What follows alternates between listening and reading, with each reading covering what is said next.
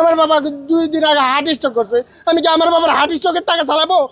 বলেন, আমরা একবার উঠাই আনছি, আজকে 5 দিন পর আমরা বসছি, 4-5টা লাঠি জানি বসছি, ওরা আসছে দাওয়া দিছে, আমরা আবার লই গেছি, ওখানে আবার চৌকি টুকি হামলা করে। তো আমাদের এক একটা চৌকির দাম হচ্ছে 1400-1500 টাকা করে। তো আমাদের সব সম্বলে শেষ হয়ে যায়, আমরা কি করে খাবো বলেন?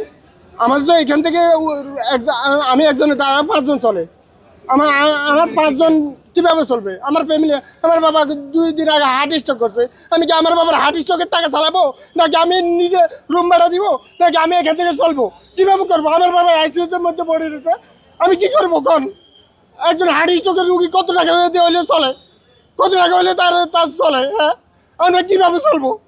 এইভাবে যদি আমাদেরকে নির্যাতন করে, অত্যাচার করে, আমরা কীভাবে চলবো বলেন? আমরা কিভাবে চলবো? কারণ আমাদের বাড়িতে ফ্যামিলি আছে, বাপ মা আমাদের দিকে তাকাই থাকে। আমরা 2 টাকা দিলে না ওরা চলতে পারবো? হ্যাঁ, আমরা না দিলে কিভাবে চলবো ওরা বলে?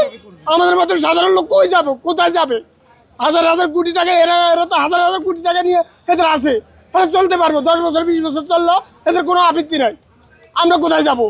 আমরা কার কাছে যাবো? আমরা মধ্যে শ্রেণীর মানুষ, আমরা কার কাছে হাত বাঁধতে পারবো, না চুরি করতে পারবো, না ডাকাতি করতে পারবো? কি করবো আমরা এখন?